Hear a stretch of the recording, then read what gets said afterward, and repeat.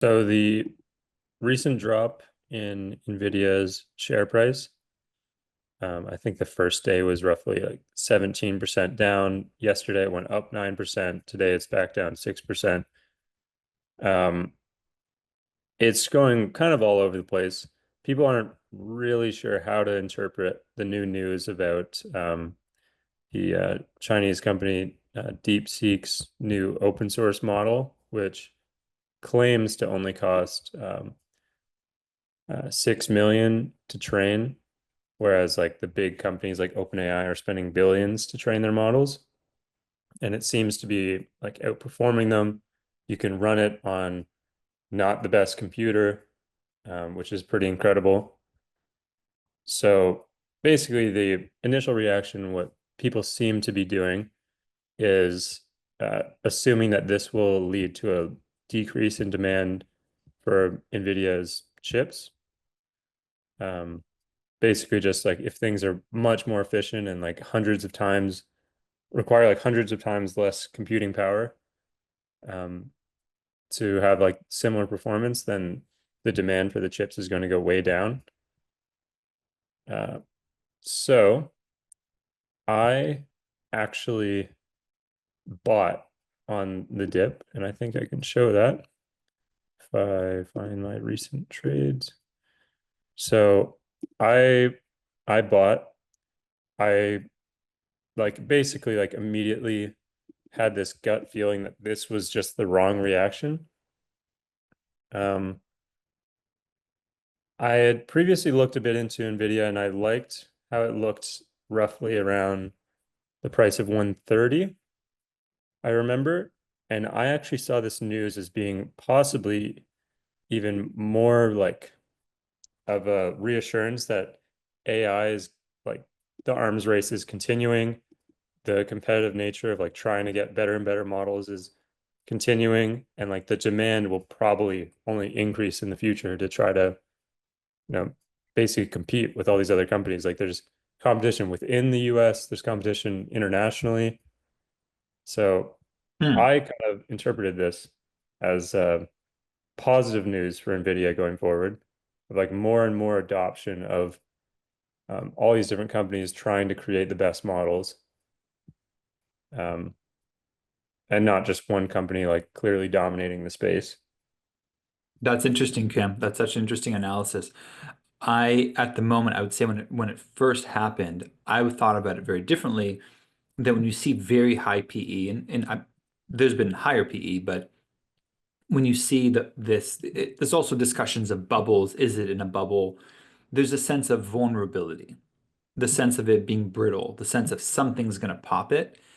And I think that a lot of people are just nervous about the thing that's going to pop it. I mean, I've been personally interviewed maybe 3 or 4 times just about NVIDIA, and and the word bubble comes up every single time. So it's interesting that you took a different perspective on it. Well, I think a lot of people are nervous about the bursting, and you said I'm reading this news in a different way. I believe there's a different fundamental story here, and you bought it at the kind of bottom of that intraday dip. So I think the bigger picture is most people are afraid of a bubble burst, of a reversion, just because the meteoric rise of NVIDIA over the last period.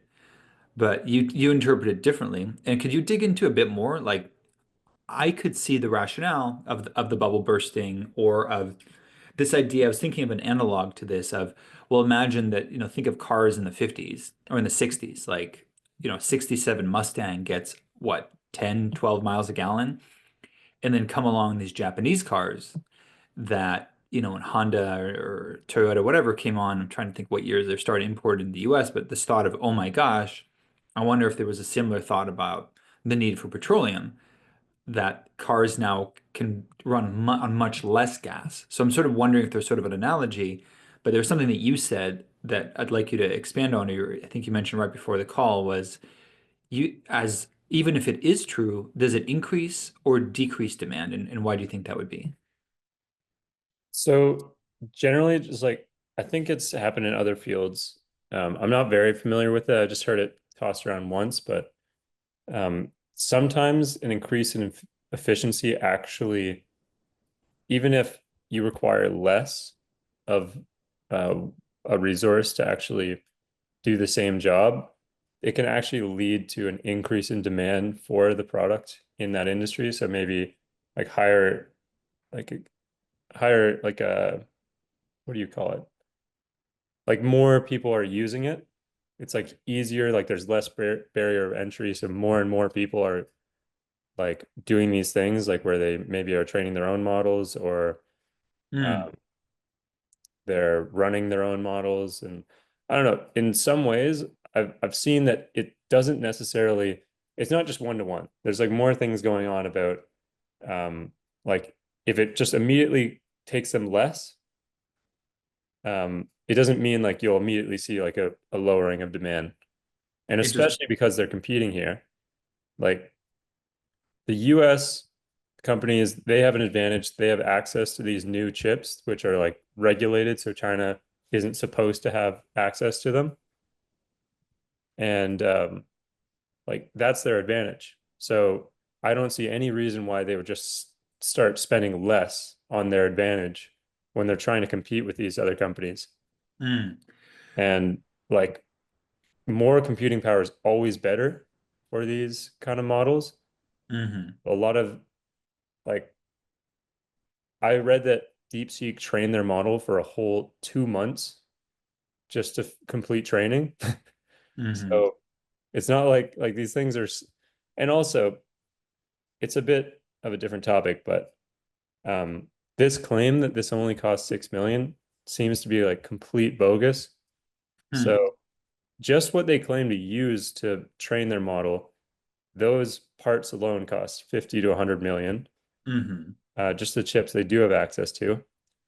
And also the way, so it's a bit of a misleading claim because the way they train the model is they train one model with like 670 billion parameters, hmm which took, I think, if I'm correct, now all of this could be completely wrong, but like the whole point's still the same.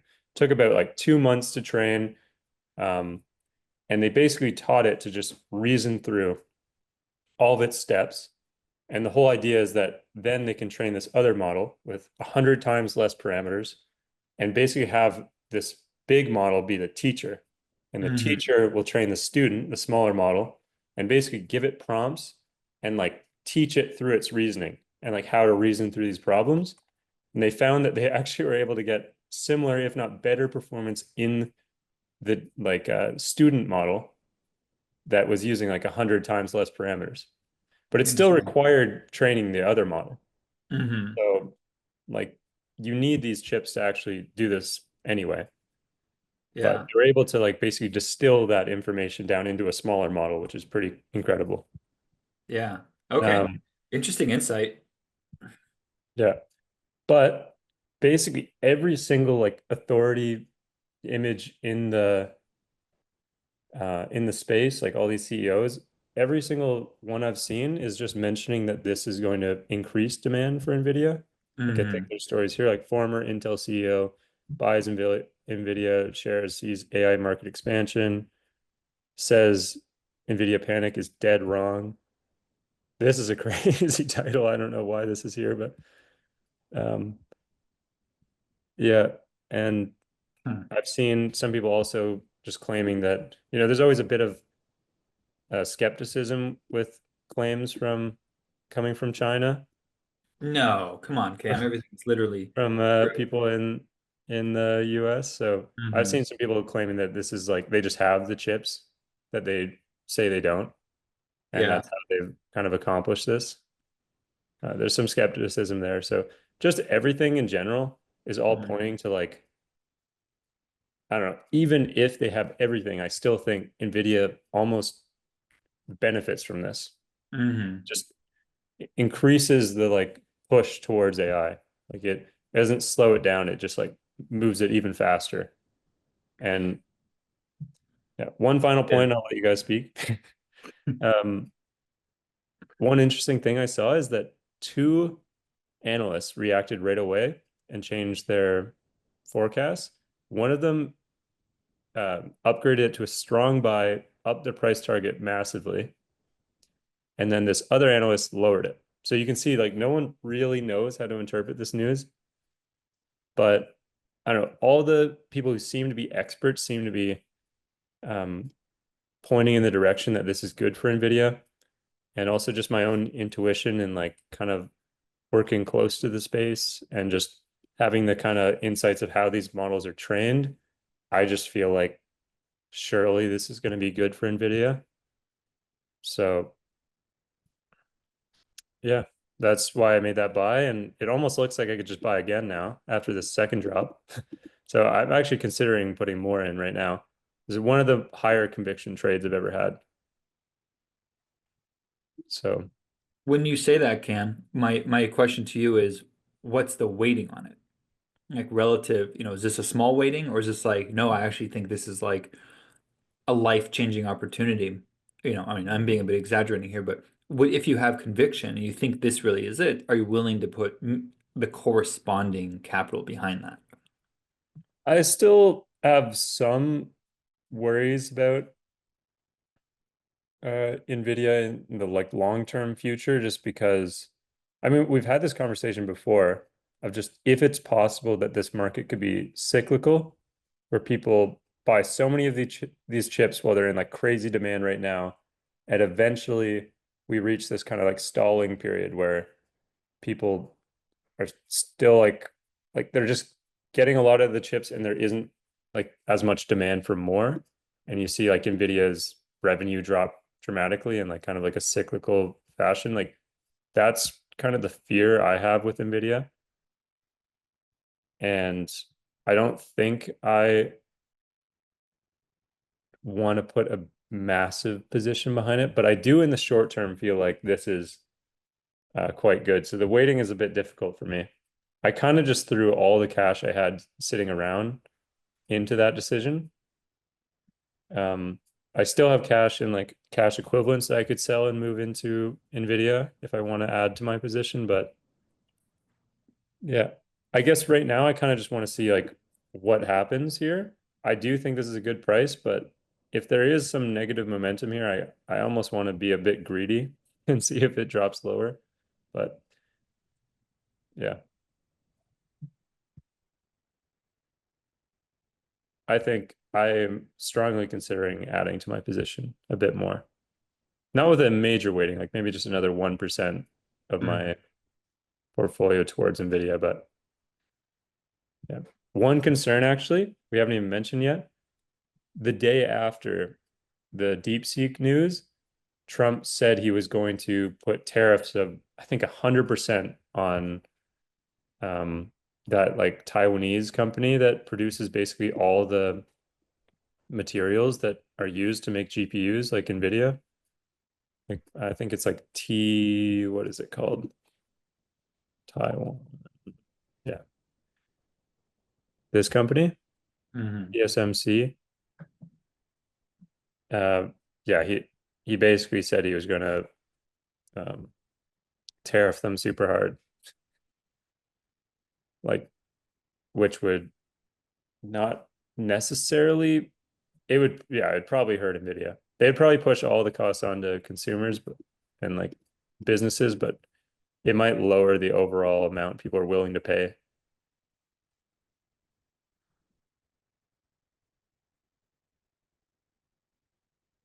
So yeah, there are some concerns. So I don't want to jump straight in, I guess. With that new news, it's a bit of a new risk.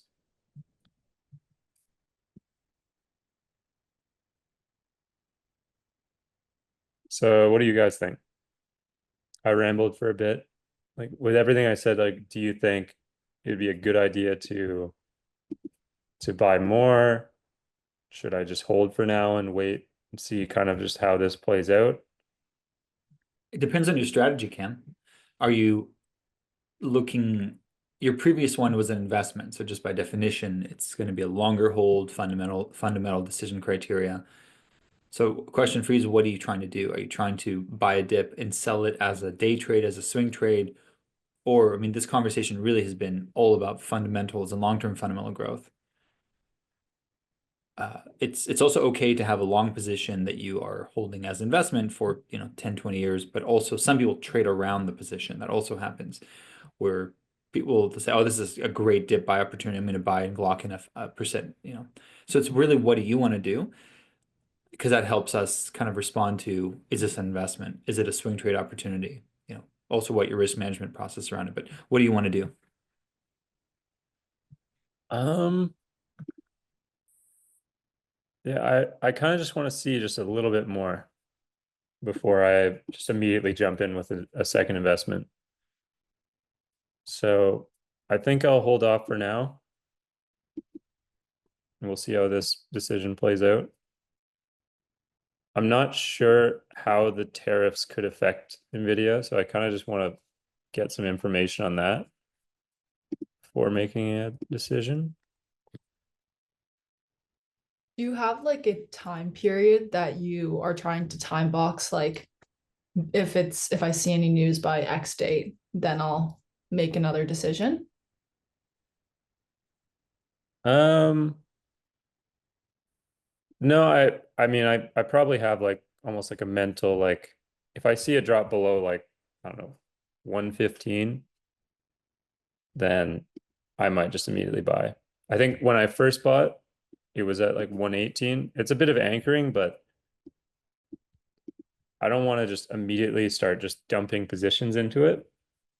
I kind of want to just see if like get a little bit more information, see how the like if the price continues to fall and yeah.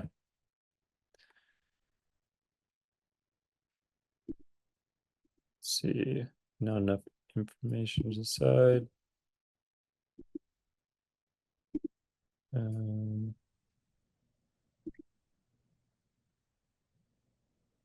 excited, passionate. Yeah, so I guess I'll be monitoring this pretty closely. Like it could be true that I make this whole decision and then even later today decide I've seen enough. I think I'll add to my position. But yeah, I kind of want to just see what people are saying about the tariffs. Like, and if this is a drop for the tariffs, then it might make sense. If this is a drop over the concerns with DeepSeek, I think it's completely wrong. The change in prices and what that does to demand. Like, there's a really interesting conversation around, for example, when the price of something drops or the efficiency of something increases. So let's go with efficiency. I'll just say briefly, uh, like it's called the rebound effect. So you see it, for example, with light bulbs, like when you got these compact fluorescents, people would just leave them on all the time and not turn them off, even though they're more efficient. You see it with like people who start like this is definitely was true for me. When you start wearing helmets, you start taking bigger risks as as a snowboarder. So like sometimes have these things have their unintended consequences. The point about efficiency is it looks like it's one thing happening at once, but if you break down the process, there's actually multiple things happening because if something's more efficient, it actually becomes cheaper in that it increases the demand for it. So there's actually a decrease in the marginal cost of production, and then it allows more entrants to join the market. And this happens for lots of things. It was like think about it. Almost every industry follows these economic laws around these things. And if we had more time, I would give you, I'd hopefully not bore you, but there's like a lot of deep economics that explains this stuff. But anyway, it's certainly interesting. I think we should post it to the world. And thanks, Cam, for the breakdown on your thoughts on it. I think there's a lot to consider there, and I think Kit should follow it and see what happens. As just a quick question, I know it's a big question, but how do you think tariffs on the materials that NVIDIA um, basically needs to make these chips, like how do you think that would actually affect NVIDIA? Like if you're thinking about it from economics. Two things. The short answer is there's also tariff threats, which are tests like market tests to reaction. There's the reality. Actually, my undergrad advisor Dad's like all of his work was on tariffs and anti-dumping, like how people would like dump things on the market is really, really interesting. I don't consider myself an expert in it, but you have to look at it in the big picture of how much does increase the marginal cost of production to the producer. So we'd have to actually dig into the numbers of the hardware costs as an Yeah. input in production and their margins. Like without looking at it and knowing the specifics, it's really hard to say. I actually think like the more I think about it, I'm guessing that NVIDIA adds like a crazy amount of value from processing the materials, and the actual materials might not cost that much themselves. Um, Obviously, because there's crazy demand for their chips, and there's also just like it's super complicated making a GPU, and they're just the best at it. So I imagine like even if you double the price of the materials, I don't know if it would really eat into their profits much. And obviously, they probably just shift all the extra costs onto the high demand like customers that are looking for this stuff.